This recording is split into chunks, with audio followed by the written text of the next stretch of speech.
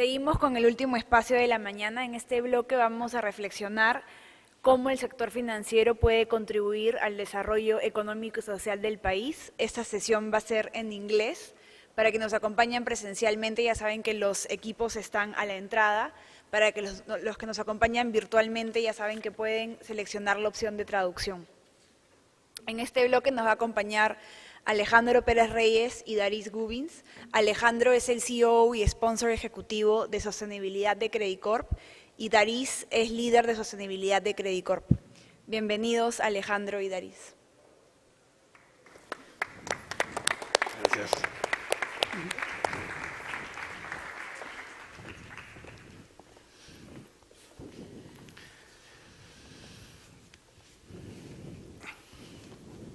Listo. Bueno, buenos días, tardes. Muchas gracias a Perú Sostenible por la invitación y a todos ustedes por acompañarnos acá y virtualmente. Vamos a cambiar a inglés ahora para el beneficio de Doc. No lo presentaron antes. Doc es partner de BCG, pero además es director de sostenibilidad en la compañía, así que es una persona que puede sumar muchísimo a todo este evento. Thank you very much, Doc, for being here. So basically, just to start, this is a 3-day event. Yesterday was the planet, today people, tomorrow is on prosperity. And when we reached out to you and told you we were speaking on this day, you actually were excited that it was on the people side. So maybe to begin with, you can tell us why your vision on that side. Well, there's a good question, Alejandro, and it's good to be with both you and Doris on stage today, and thank you for inviting us to this important conference.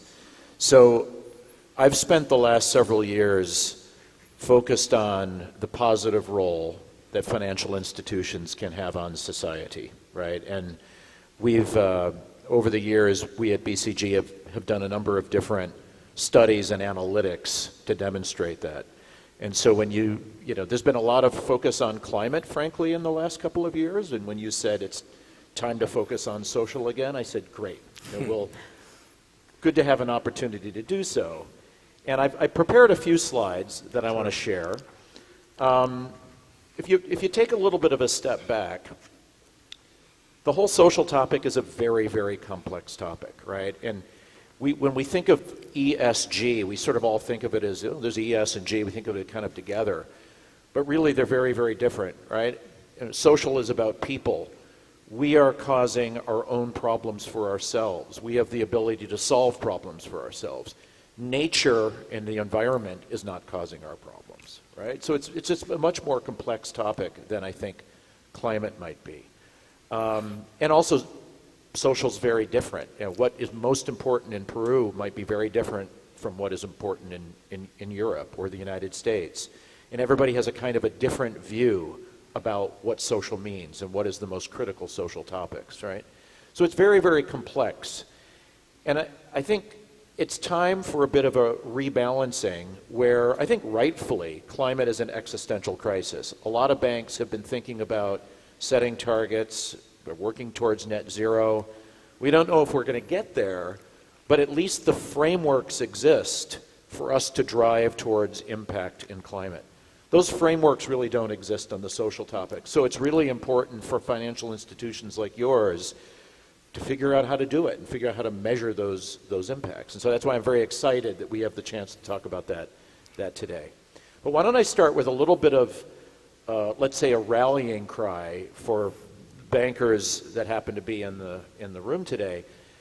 Banks actually have an extraordinary ability to have an impact on society through financial inclusion, much, much more than just improving incomes in GDP. All right, and a few years ago we did some analysis, and we call it the Sustainable Economic Development Assessment, and it's at BCG. We were working with a lot of governments. So this is before the Sustainable Development Goals, and we said to ourselves, if we're helping a country to improve the well-being of its population, you know, what is it you're actually trying to do? You know, a lot of newspapers and a lot of politicians always talk about GDP growth, Actually, it was John F. Kennedy, I think, or Robert Kennedy said, GDP measures everything except for what's important for people, all right? And so we said to ourselves, what is important? And we decided, let's call it well-being, all right? And then we said, how do you measure well-being? And what you see on this slide is our attempt at coming up with a definition of well-being. So it's everything from employment and health and education and governance and civil society. We then decided to measure how countries were doing along all these different dimensions, and every country then had a score, right? And then we said to ourselves, but let's really dig into this. And one year, we decided that we wanted to look at the role of the financial services sector in improving well-being for the populations. And so we decided to look at financial inclusion, and we did some regressions, and what you see here is a regression of financial inclusion against well-being score. And you might say, well, it's obvious. You have greater income, you have probably better well-being, you have higher financial inclusion. But we actually controlled for income. And so all else equal, a country that has better financial inclusion at the same income will have better overall well-being scores for their people. And then we dug into the 10 different dimensions, and what we found was really, really interesting. And this is kind of logical. The two areas that had the greatest correlation or the greatest impact from better financial inclusion was what we call governance, including things like corruption and rule of law. I mean, clearly transparency comes through financial inclusion. And then civil society. So gender equity, for example, and public safety both had higher scores. So, this is just a real positive way for banks to think about the impact that they can have on society well beyond their customers and their role. Now, there's also a downside. Banks can get called out if they have weak social practices. So not only they have an important opportunity, but these are just some headlines we clipped over the last few months about banks that got in trouble, not only because what they were doing themselves, but how they were financing clients that had bad social footprints, right? So a bank not only has to think about its own, what's happening within its four walls, but actually how it supports small to medium enterprises, how they assess risk when they're giving a loan to a client, all right? That's all very important. Another thing, some of you may have heard of, these data rating, ESG rating companies like Refinitiv and MSCI and Sustainalytics. They rate banks, they rate companies around the world. Basically, any listed company gets rated by them.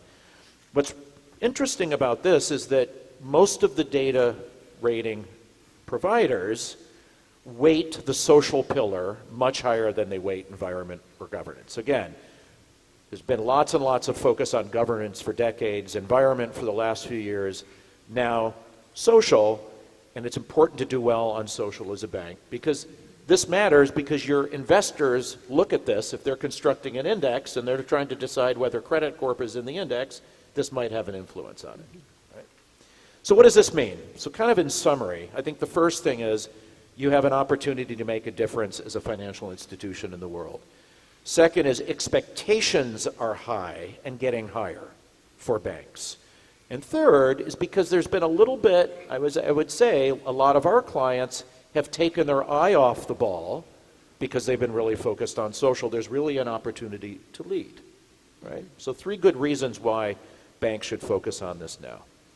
Now, what can you do as a bank, right? So in summary, there's offensive reasons to do this and there's defensive reasons to do this, right? So of course, you all have clients, banks have clients, they have their own social goals. You can become an advisor on those social goals. You can help them through their own journey.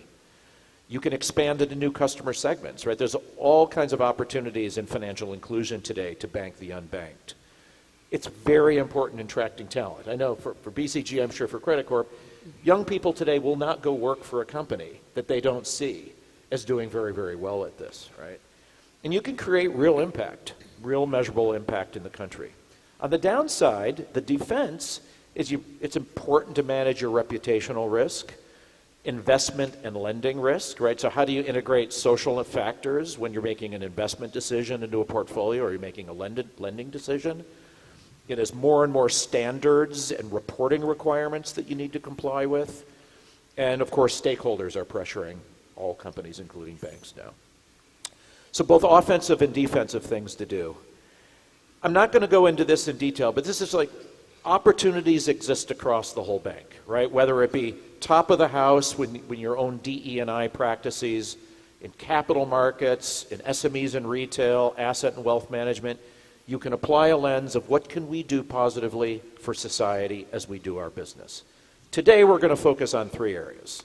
We're going to talk about retail financial inclusion, and we'll talk a little bit about what Credit Corp is doing, and I'll talk a little bit about what's happening in the rest of the world. We'll spend some time talking about SMEs, and they're obviously a very critical sector in almost every country. And lastly, around the newer concept of social finance. You've heard of green bonds. We'll talk a bit about what social bonds and social loans are. So this is a bit of an overview, but I'd like to now turn it over to my friends from Credit Corp. And what do you see here in Peru? What's happening in Peru, and based on what I've been talking Sure. about? Well, all of the things you've mentioned are of course, on top of our minds. We completely agree in the importance of financial institutions working towards financial inclusion and the impact that can have. Of course, the country is starting from a low base, if you will. There's a lot of opportunity to really transform the country, and of course the pandemic, at least in some things, hurt us a little bit more. Just a couple of data points. The gender pay gap is actually at the highest level in the last 10 years, which is 35%. It went from 24% a year ago, so from 20 to 21. So that's a challenge. Same with all the informality in the economy. So there are a lot of challenges that I think we can address through what we do. And I'm not going to get too much into that. We can talk about it later. But one thing that I found very interesting from your presentation, and actually one more reason to really focus on financial inclusion, is this correlation between financial inclusion and well-being in a broader sense. Usually when you think about financial inclusion, you think about income. And of course, as you said, it can generate a lot of other things, but thinking about how it can help with corruption, with gender equality, things that are very real to us. You know, that is something that is a subject, an important subject in Peru. That makes it even more important for us to work towards financial inclusion. And just to give you another point of information, last year we as Credit Corp worked with Ipsos, creating a financial inclusion index. So we looked at 7 countries in the region, and actually Peru came second to last in that index, with only like 57% of the population with access to a bank account. And when you looked at women in particular, only 30% of women had access a year ago, had a bank account. And that's actually the worst of the 7 countries that we were looking into. And this is a comparison inside Latin America, so it's not like we're comparing to developed countries or something like that. So the way we see it is, we see it as a great opportunity, you know, and as really working towards being successful in that financial inclusion and really being able to have a big impact in the country. Maybe that is wants to add something. And no, I wanted to add there about an impact study that we performed with MFR and Mi Banco, because impact is very important, no, in social. It's not, financial inclusion is not the goal in itself, but actually producing well-being. And there what we found out was this positive relationship between access to credit and an improvement in the level of income and assets of Mi Banco's clients, no, in this sense. And we also found out that if you provide financial education and financial and digital advisory to these clients, then they see certain conditions improved as well. So, for instance, if you talk about households, 45% saw an increase in their income.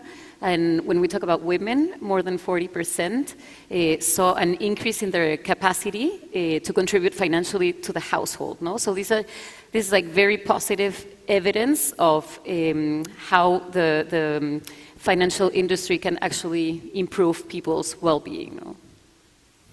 Very interesting. Maybe for the benefit of all of us, you work in a lot of countries looking into financial inclusion. Can you talk a little bit about what's going on in other places that maybe it can help us think about new things to do here? Sure. Yeah, I mean, if you think about the history of how financial inclusion has evolved, I mean, there's a couple interesting models out there. I mean, first of all, there still is something like 1.7 billion people that do not have access to bank accounts right now. It's still a big problem. There was a billion more people without bank accounts 10 years ago. So we are making progress, right? A couple of interesting models that I'd like to reflect on. I mean, I don't know if you've heard of Muhammad Yunus. He won the Nobel Peace Prize 13 years ago for his work in microfinance for women, starting in Bangladesh, but he's rolled it out around the world, and he's one of our social impact partners around the world at BCG. And he created a model. It's amazing how it works. Basically, getting groups of 5 women together, all of them starting businesses, and they essentially co-sign for each other, right? And these are women that have no income, no credit score. I mean, in many countries, they're undocumented immigrants, right? Really, they have nothing to start on. And no collateral, but they co-sign for each other. And so they all feel like they have a moral obligation not to default, and they have a moral obligation. If somebody does default, they all pitch in and help her out, okay? And as a result, it's amazing. The non-performing loan rates in these businesses are sometimes like 0.1%, right? Which is remarkably low for people. Right? Yep. And, you know, they've done their own impact studies and show that saving rates increase, income increases, educational, outcomes increase for their children. So that's kind of the microfinance model, often used for women. I think the other big trend, of course, is fintech, right? And even before smartphones, going back, I think the most famous early example was Safaricom in Kenya, which is, a telecoms operator, and they created these mobile wallets on your phone. And I remember I was in Africa. I don't know. I was in Kenya, a Maasai camp, mud huts, and the Maasai guys had their spears, and they had their mobile phone, and they could do their transactions. They could even find out what the cattle prices were at the various towns. Right? It's remarkable development. Right? In a lot of emerging markets, this is still what's happening. It's basic access. It's micro lending. I think in developed markets, this is a framework that we put together when we work with a Canadian bank. It's beyond basic access because a lot of people already have a basic access. It's around making sure that you get credit when you need it. But it's then helping people to think about how to manage their own behaviors and their spending habits so they can start to accumulate wealth.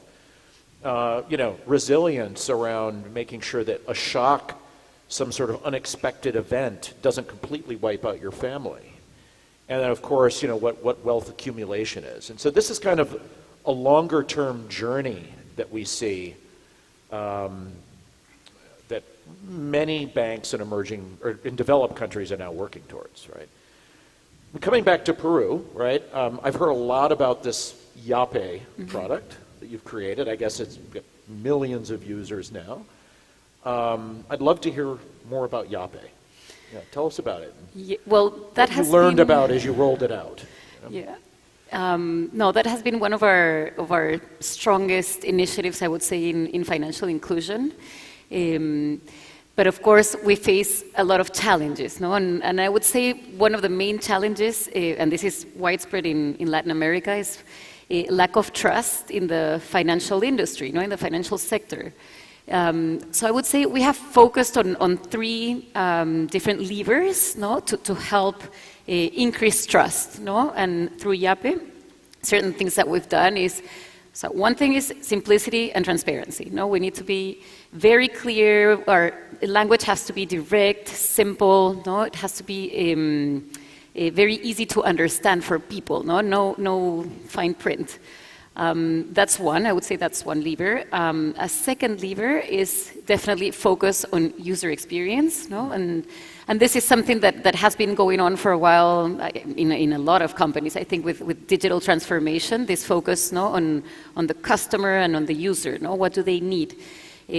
So we need to be able to provide a value proposition that is that meets these users' expectations and helps them achieve their goals, no? Be it payments, phone recharges, no? Now micro lending. So yeah, user experience, I would say that's key. And that increases trust because as people get more comfortable using the app, then they start trusting you more.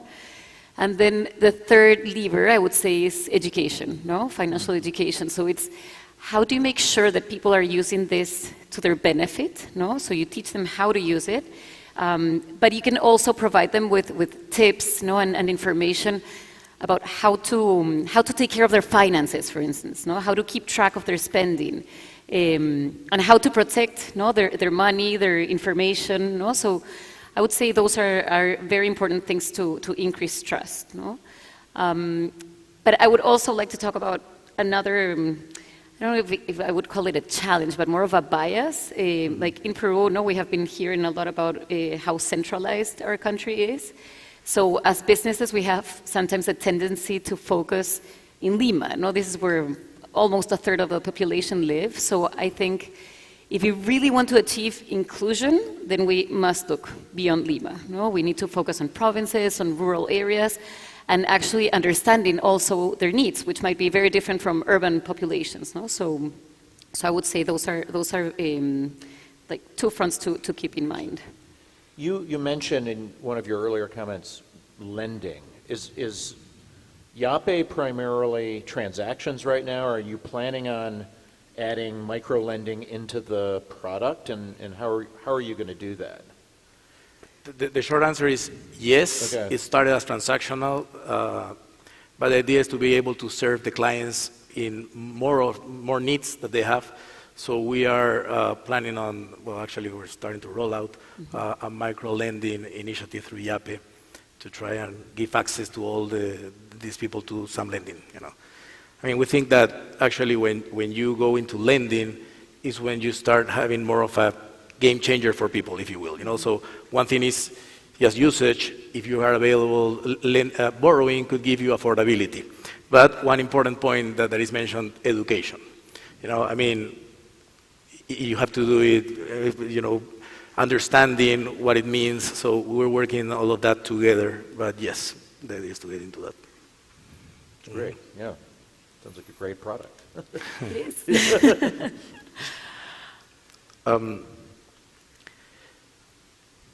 So basically, going a little bit into SMEs. Okay. Okay. You've worked with a lot of banks relating to the world of SMEs. Maybe you can talk a little bit about the challenges they are facing.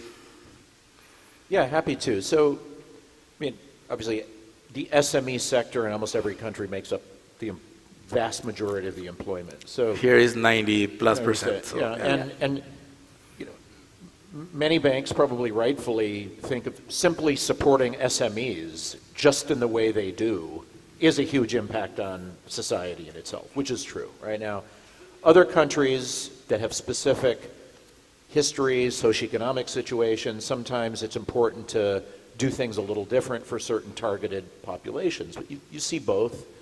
You know, one example is in South Africa. So, you know, South Africa had apartheid for a long time. Coming out of apartheid, the government had created certain rules around supporting black-owned businesses, right? And one of them was that banks had to take a certain portion of their profits and basically use it to support black-owned businesses, right? And some of the banks just basically gave the money away, or, you know, provided certain incentives. I mean, one bank, Standard Bank, did something where they actually took that money and they used it as collateral for the loans, right? And so which enabled black entrepreneurs to get loans that maybe would not have been able to by accessing this collateral, and they provided, you know, technical support to them as well. And it became a very successful program, and they're ultimately, you know, the non-performing loans from that program ended up being lower than the normal SMEs, right?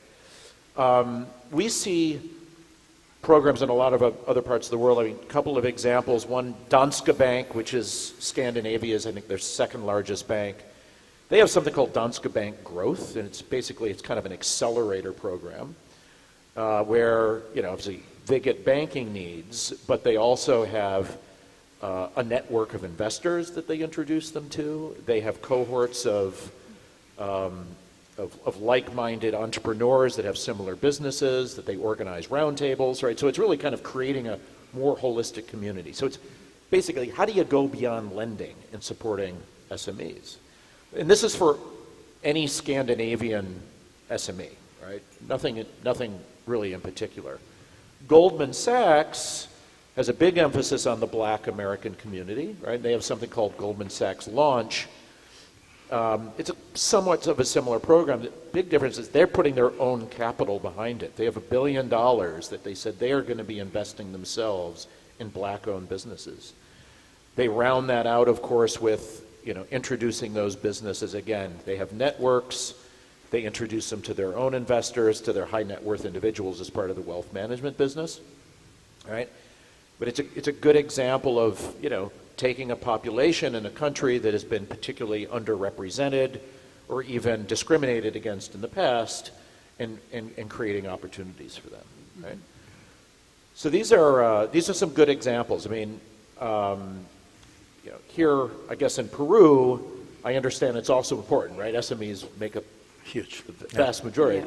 What are you doing in Peru around that? Yeah, well, you mentioned some of it right now with your examples. Education, we're actually doing ecosystems of entrepreneurs, trying to help them connect among themselves. This is, of course, besides traditional loans. We're actually also offering products, innovative products, if you will, and I'm going to use an example with microinsurance. So I don't know if you've seen this in other places, but Pacific, our insurance company, has developed these micro insurance policies that have a very low premium, and they're basically compensatory. So it's a simple process, going back to simplicity, as Daris was mentioning, that cover basically illness, cancer, injuries, and also damages to the business. And it's been working very well. We've sold more than 2 million of those policies. So that is one example of things we're doing. We're trying to find products that help the clients and that are profitable in the end, because in order for it to be sustainable, we need to make sure that both things work, and I'm pretty sure there are many more things that are going to come down. And we've seen a lot of companies in the private sector working with their value chain, so working with SMEs who are suppliers and training them, providing them better capabilities, and actually sharing best practices. So I think that's a very important role for larger companies, to actually share these practices and improve the resiliency of the SMEs in their value chain. This is something that we're seeing a lot of. No, I'm sorry, go ahead. Yeah, I was going to say, we have a client in New York, it's a big retailer, and it's a partnership between the retailer, investors, to set up a supply chain of minority-owned enterprises, and then the investors are investing in those to make them successful. That's great example. I was going to ask, you were telling about this Standard Bank example, and I was thinking, with these huge gaps that we have in financial inclusion, probably everyone needs to get together and push towards it. And I was thinking about the government and private sector, and maybe you can comment on what you've seen in both sides working together, or different levers that can be used in order to make it happen faster. That's an interesting question. So, historically, governments have used a fairly blunt instrument. They say you have to do X, and often it's up to the financial institutions to basically suck it up and lose money, right? You want to open a branch here, you have to open a branch there. Right? I think better mechanisms are when governments are providing like loan guarantees, for example, in student loan programs, incentives, some sort of subsidies sometimes. But basically, the banks know how to do credit risk. The banks know how to operate, kind of operationally. What can the government do to kind of back them up and support them, right? I mean, even in the United States during COVID, the PPP program was a government program, but the banks operationalized it, right? So that was another great example of how that happened. Yeah, we had something similar Yeah. here. Changing subjects a little bit, going into sustainable and social loans lending. You've studied that for a while. Maybe you can share with us the benefits of these programs. Happy to. So, I think you've all heard the concept of green loans, green finance. It's been around for about 10 years. It's either a use of proceeds bond or loan where the proceeds are used for something green, or it's a KPI that a company is trying to achieve in improving some environmental practices. In the last 3 years, we've seen a huge explosion in the social equivalent, right? Social bonds, social loans, where a company is using that use of proceeds for some social program. Like, for example, Disney creating housing for their workers because it's too expensive for them to live in South Florida, right? So that can be financed, right? And of course, there's the sustainability-linked loans and bonds where, let's say a company wants to improve the gender diversity of their workforce, a bank or a set of investors can give them an incentive to do that by saying, okay, well, the coupon price or the rate on that loan will change if you start to reach those social targets, right? And the range of topics, I mean, this is examples of what banks' clients can do, right? So anything from healthcare and nutrition, housing, affordable infrastructure, right? These are all bankable topics where an institutional investor that's putting together a fund, either a private debt or public debt fund, called a social finance fund, social bond fund, they will accept that these are appropriate topics for that money to be spent on, right? So we see this, again, over the last few years, really, really accelerating. And many banks today are coming up with their own social finance frameworks to match their green finance frameworks, right? And there's lots of examples of corporations, Pearson, for example, it's a big education program. They had a £350 million social bond that they issued. The proceeds is being used on educational topics. And you see banks like Morgan Stanley, BBVA, issuing their own bonds that then get used for social programs, right? So this is something that it's happening a little bit more in Europe, US. We haven't seen it quite as much in emerging markets. I know that here in Peru, I think the Ministry of Finance did put together a sustainable finance framework, including a social framework, and I think Peru issued a social bond, right, that's being used for education and things like that. Yeah. But I don't think it's been used very much in the private sector. Do you think that that's going to change? I'm sure it's going to change. At least we're going to work hard on trying to change it. So, yes, I think we still need to develop capabilities and we still need to engage with our clients in order to basically create an ecosystem where we're increasing those. I'm going to put you on a spot for a little second. We were discussing before coming in about how do you price social responsibility into a loan. And this is new, and I know this is not necessarily that clean cut, but what are your thoughts on that? Because you were mentioning, I'll lend you at a better rate if you do X, Y, and Z. How am I able to price it? That's a good question. I mean, there really hasn't been a lot of science behind that so far, okay? And interestingly, asset managers, though, for a decade have been building ESG risks and opportunities into their valuation multiples and DCF models and things, and it's still a bit more of an art than a science. I think the bank lenders are behind, right? And so far, social risk, whatever, whether it be risks of human rights in a client's supply chain, it's been more used as a bit of a red flag. Basically, we're not going to work with that client anymore. And of course, there's the data history to build it into your Basel III models.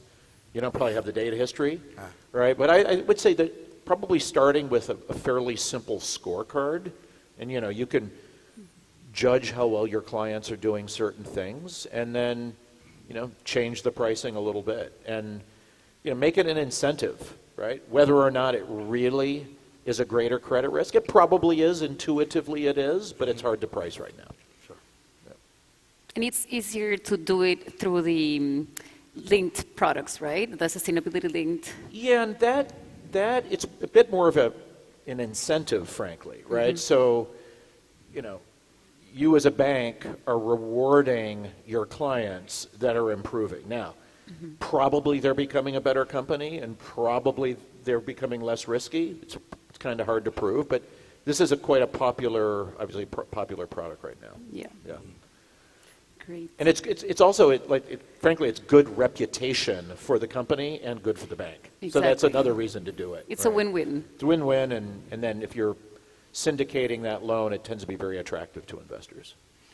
And Doug, I know you've advised many different companies from several industries, and at the same time that you have conducted a lot of research, linking financial performance with good sustainable practices in these companies. So I was wondering if you could share a bit about your insights in this topic. And I think there's probably people here from different That's why companies yes. and things like that, chief sustainability officers in the audience. So, look, I guess about 6 years ago, we at BCG kind of had a bit of an epiphany, all right? So many of our clients would come to us and say, our CSR program, can you help us with that, right? And we're like, okay, we'll do it for free. We didn't think of this as part of our core business. Most of our clients didn't think of it as part of their core business. We said to ourselves, this ought to be. Companies ought to, regardless of what industry, and you ought to think about whether it be environmental or social or government, as something you build into your core business. And you can make money on, frankly, right? You ought to be able to make money on financial inclusion. Now, not easy, but you ought to be able to, right? And we wanted to turn this topic from one that was primarily the head of CSR, the head of sustainability, to one where the CEO and the CFO said, yes, there's not a trade-off here. This is going to help drive shareholder value, right? And so we ran a bunch of analytics. We looked at 4 different industries, banking being one, the others being consumer goods, pharmaceuticals, and oil and gas, and we collected ESG data and data on valuations, and we basically ran multivariate regression, again, controlling for all other drivers of valuation to identify real relationship between better ESG and better financial performance. And we found in all of those industries a positive correlation. So companies that have better ESG performance have better valuation multiples, better margins, lower cost of capital, right? And this was really the way that we said to the world, don't think of it as a trade-off.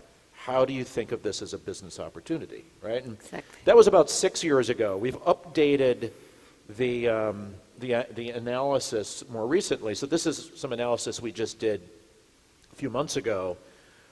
This is using Refinitiv data, by the way. And this is showing total shareholder return, right? So we looked at ESG kind of winners and laggards by quintile. And we saw that companies that have better ESG performance have higher shareholder returns, okay? And we then said to ourselves, well, how does that, does that true for all industries? And so we broke it down by industry. In general, yes. It's true for most industries, right? I mean, in some, like healthcare, energy, a much bigger difference than others. But across all industries, there's a positive relationship, right? And then we said to ourselves, is it governance that's driving this? Is it environment that's driving it? And I think we were a little bit surprised, but we found actually that performance on the social pillar was actually higher than in environment and governance. And again, like, I guess kind of we were surprised because there's been this relentless focus on climate change over the past 2 or 3 years. But it's actually how you do in social as a bigger driver, right? So we thought this was really, really very, very interesting. So I guess kind of the message for all of us out here, no matter what industry you're in, you can make a difference, and you can improve your company's performance by doing so. Well, that's a great insight. Yeah. Thank you. We have like 50 seconds, and everyone is going to have we're keeping them from having lunch. So any final comment before we close? Yeah, well, again, I'd like to thank everybody for inviting us. It's been great to talk with you. I've learned a lot about Credit Corp in Peru in the process. I would say that, look, I guess just to reiterate, it's exciting what the financial services sector can do for the well-being of a country, right? The opportunity you have is well beyond, like, let's say, the GDP of the sector. You know what I mean? And so it's such an important topic. There's an opportunity to lead, and there's an opportunity to get out in front, and it's good business to do so. So don't think of it, I think, as you know, you don't think of it as CSR, but you think of it as building it into your core business, and it's good for society and good for the bank. So, great. So thank you. Thank you. Thank you very much. Thank you. Thank you. Gracias.